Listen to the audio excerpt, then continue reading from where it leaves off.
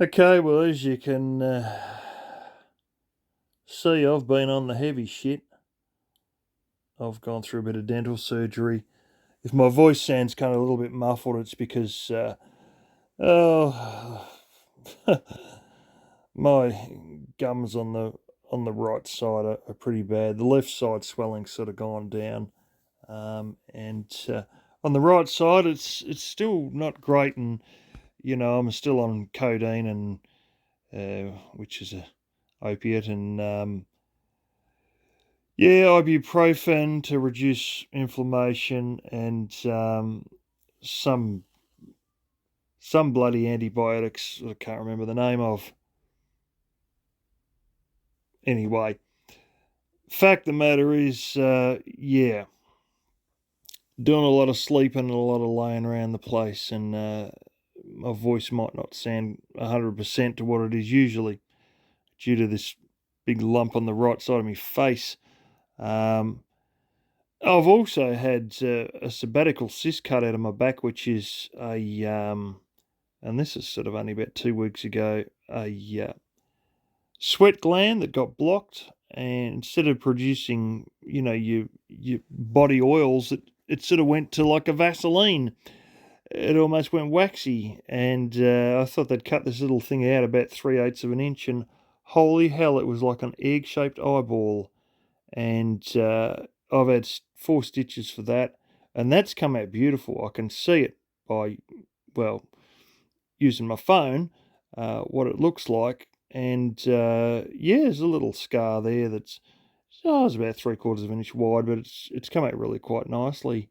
Um, and yeah, so that's that taken care of. Apparently, within the next 3 or 4 months, that'll settle down. I'll actually have like a big finger hole in my back where it's been, but it's sort of above the right shoulder blade.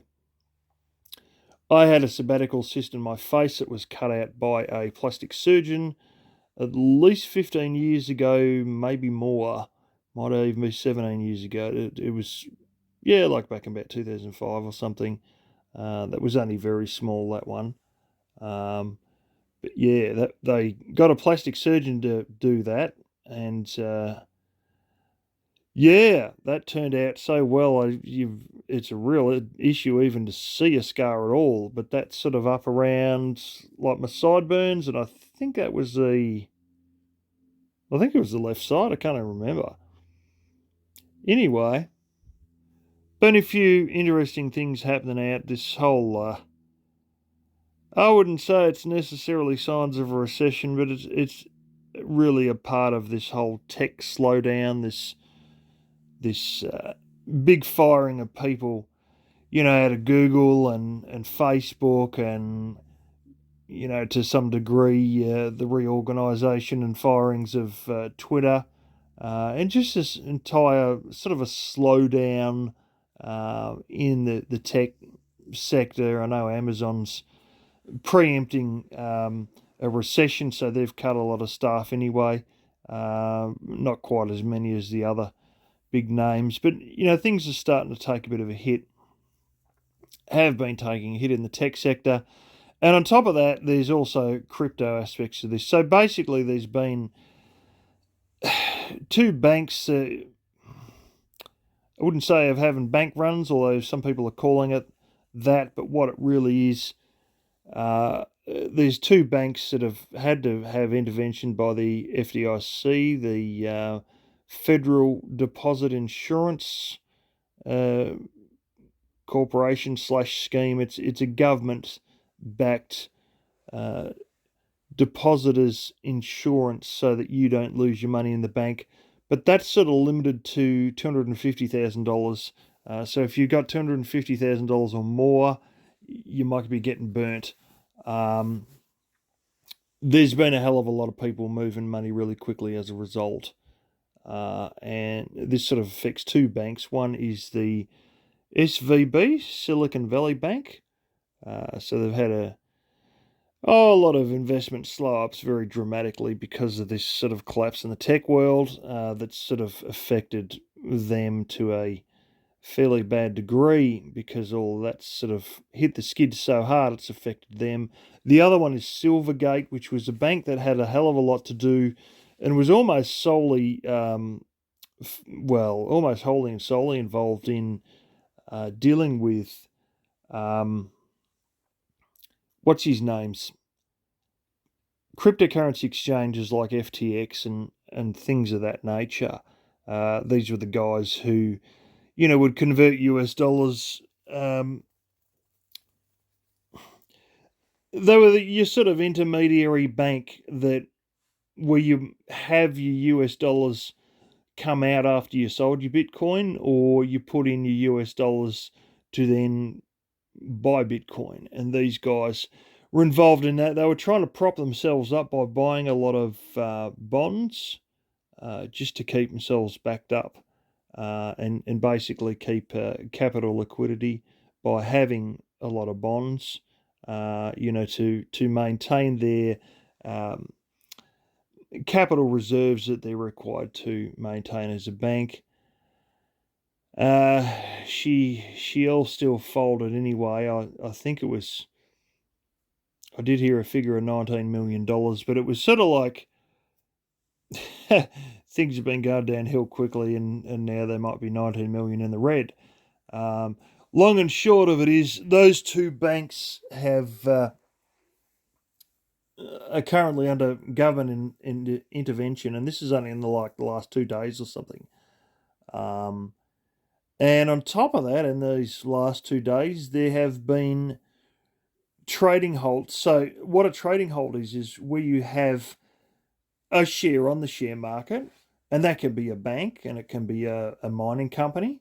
And a good example of when they do a trading halt is we had one here called Sundance Resources, which is a mining company. They were getting involved in projects up in West Africa. I don't know if it was Democratic Republic of Congo or somewhere around there. And long and short of it is they were all the board of directors and the CEO and that went out to look at this mine site that they were buying off of.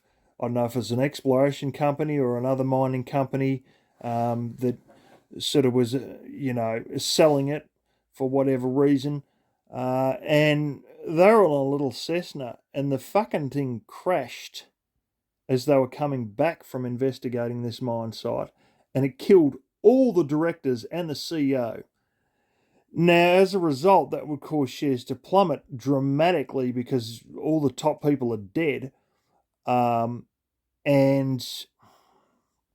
so the government instituted a trading freeze on that for, it was quite a while. I think it was almost 2 months before they found a new CEO and all of that.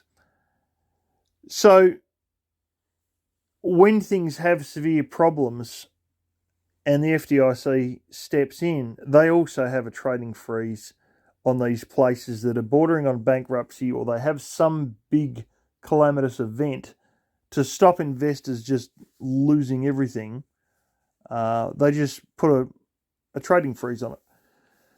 So, of course, they've done that with SVB and Silvergate, Silicon Valley Bank and Silvergate. But they've actually done it to about 5 banks. This is all over the last 2 days or something. So these might be other ones that are looking like they're about to hit the skids as well, or they're going to very quickly need FDIC, to take over. And so all up, and I don't know, some of these might even be subsidiaries of the other 2 banks, but they've had trading freezes on about 5, and there's 2 that have got the FDIC now taking control of them to make sure people don't lose everything. So anyway, she's having a bit of a shake-up. I'm not saying this isn't really a part of the wider recession, but stuff like this doesn't help. It's like saying, well, it's not the entire 100% of the recession, but it's like 20% of the wheels falling off is the crypto collapse and all these tech company problems, where they're dramatically shrinking themselves. Now, that's got nothing to do with the other issues, such as inflation created by money printing during COVID. It doesn't have anything to do with, and I believe this is dramatically overstated in many cases, but Ukraine and the sanctions on Russian oil and gas, they try and peddle it a little bit too much for politics. It does have an effect on the world, but it's not as though nobody's getting it, because places like India and China are still getting Russian oil and gas. And so it's not as though there was a massive supply cut to everybody. It was just cut to those who put sanctions on them in the West. And sort of they like to pretend that it's 100% the factor of the price of oil being so high. Who are we kidding here? The price is going up for friggin' 9 months, 6 or 9 months before the Ukraine war. Like, you can't keep pissing in your pocket about all this stuff, So they try to overstate it for political reasons, but it's once again, it's not helping, at least not helping the West, and the situation of those Western nations who put sanctions on Russian oil and gas. But there's all these little things that all sort of play into it all, and I'm still waiting for the big Chinese dump out to occur as their construction industry collapses. And it's bloody hilarious when all these people sit there going, China's going to overtake America. China's going to overtake America. Bullshit. All China does is copy people.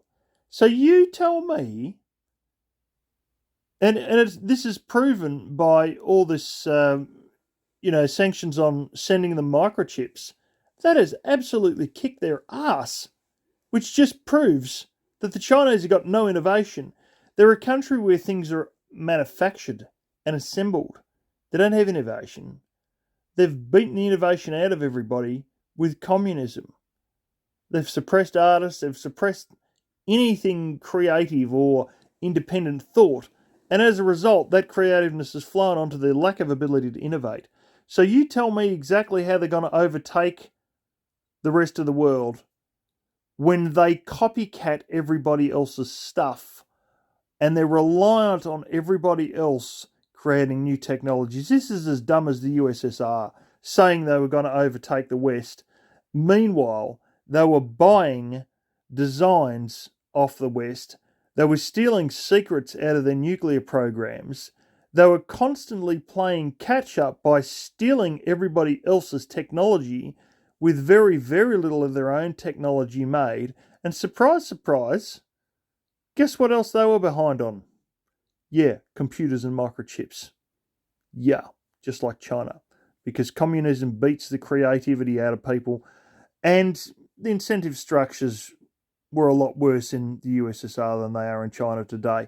But long and short of it, you can never overtake someone if you're constantly playing catch up to them and you rely on them for technological advances that you're thieving off them. How the hell, if you're borrowing everyone else's technology and stealing everyone else's technology, are you actually going to overtake them? Because they're constantly ahead of you and you're relying on them to thieve their innovation. You're never going to overtake them. It's bloody ludicrous. It just can't even function like that. You might have done a lot in some areas like cheap manufactured goods and overtake them in that area, but you can't overtake them as a whole. If you need them for innovation, you ain't overtaking them. And it's delusional to think that you're going to do that. It's like saying, well, I'm going to be better than my big brother, but then everything you do is copying your big brother. So how are you going to overtake your big brother if all you're doing is copying him? You're not going to. But anyway, I just want to see all this stuff play out for real with China, involving all their infrastructure slow down, their they built a lot of shit, and some of this shit's usable, and some of these things are, have made great. Their cell phone system is fucking incredibly good. Um, for what you'd expect, you can be out in the middle of nowhere, and the coverage on phones is actually quite good, even in the areas where you wouldn't expect there to be fuck all coverage. They're actually quite damn good, and that's one thing they have done well. They're 5G towers, that's bullshit. They usually turn them on during the day, but they take a hell of a lot of electricity. So what they do is they turn them off at night. So as everybody's going to bed, you go back to 4G just to save power. And the fact is, there's nothing wrong with 4G, but not everything's 5G, and they got on it and made a big marketing thing about it, but they sort of, there's it works in some places, but they keep turning on during the peak times and shutting it down when everyone's asleep. So, but yeah, some of the infrastructure is good, and some of it's just total fucking collapse shit. But they've done well setting up a big road network and all of that. Now the question is it used enough to pay for itself? Probably not. The train system absolutely, definitely isn't, in terms of at least the high speed rail. They've built in excess, and then one day we're going to see the crunch with all this. They're doing everything they can to prop the housing market up. It's fucked.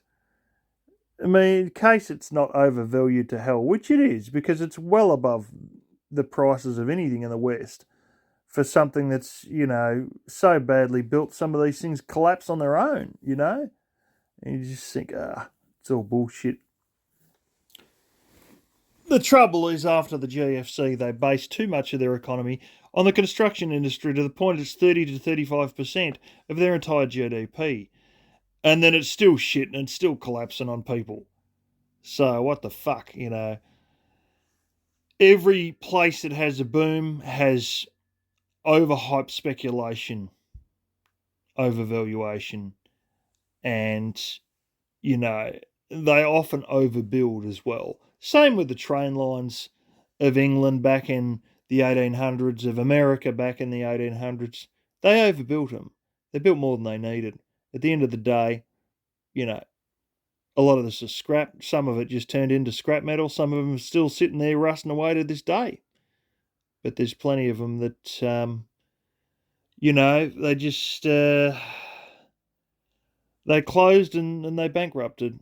And, yeah, something similar is going to happen to China. And that's when this, this whole resources bubble thing will be shown to be the farce it fucking is.